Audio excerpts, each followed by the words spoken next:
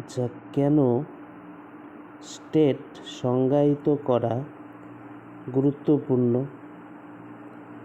না, আর্টিকেল 12-এ স্টেটকে সংজ্ঞায়িত করা গুরুত্বপূর্ণ কেন? বলছে যে সাধারণ যে আইন, অর্ডিনারি লস, আর sufficient enough to protect against infringement of rights of individuals by private persons। বলছে সাধারণ আইন বা অর্ডিনারি লস একজন ব্যক্তিকে অন্য ব্যক্তির অন্যায় কাজ থেকে রক্ষা করতে পারে। উদাহরণ কি? কোনো ব্যক্তি যদি আপনার টাকা চুরি করে, তাহলে আপনি সাধারণ আইন অনুযায়ী মামলা করতে পারবেন। প্রাইভেট পার্সন এর বিরুদ্ধে সাধারণ আইনই যথেষ্ট। But as the state is granted unlimited powers and authority, individuals need constitutional protection from the facts of the state itself। কিন্তু রাষ্ট্রের হাতে অনেক বড় ক্ষমতা থাকে, তাই রাষ্ট্র যদি মানুষের অধিকার লঙ্ঘন করে, তাহলে শুধু সাধারণ আইন নয়, সংবিধানের সুরক্ষা দরকার, মানে কনস্টিটিউশনাল প্রোটেকশন দরকার। ধরুন সরকার কোনো কারণ ছাড়াই আপনার মত প্রকাশের স্বাধীনতা কেড়ে নিল, তখন আপনি সংবিধানের মৌলিক অধিকার, ফান্ডামেন্টাল রাইটস ব্যবহার করে আদালতে যেতে পারবেন। অর্থাৎ স্টেটের বিরুদ্ধে নাগরিককে সংবিধান সুরক্ষা দেয়। For providing this protection, a clear definition of state needs to be given। এই সুরক্ষা কার্যকর করতে হলে আগে জানতে হবে কোন কোন সংস্থা স্টেট হিসাবে গণ্য হবে, অর্থাৎ কার বিরুদ্ধে মৌলিক অধিকার প্রয়োগ করা যাবে তা পরিষ্কার করার জন্য আর্টিকেল 12-এ স্টেটের সংজ্ঞা দেওয়া হয়েছে। স্টেটের সংজ্ঞা না থাকলে কার বিরুদ্ধে ফান্ডামেন্টাল রাইটস প্রয়োগ হবে তা বোঝা যেত না। Though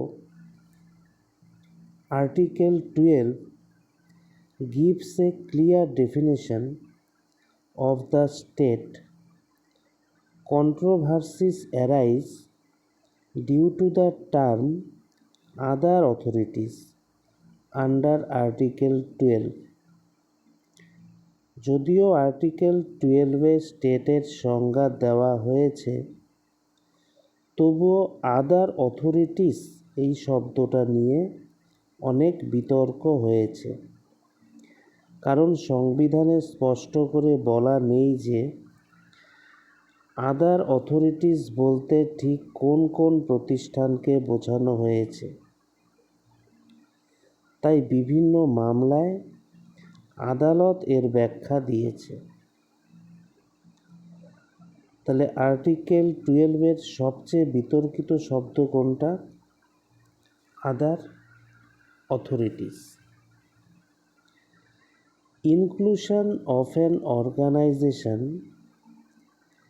in the definition of state would make it amenable to the writ jurisdiction of the Supreme Court under Article 32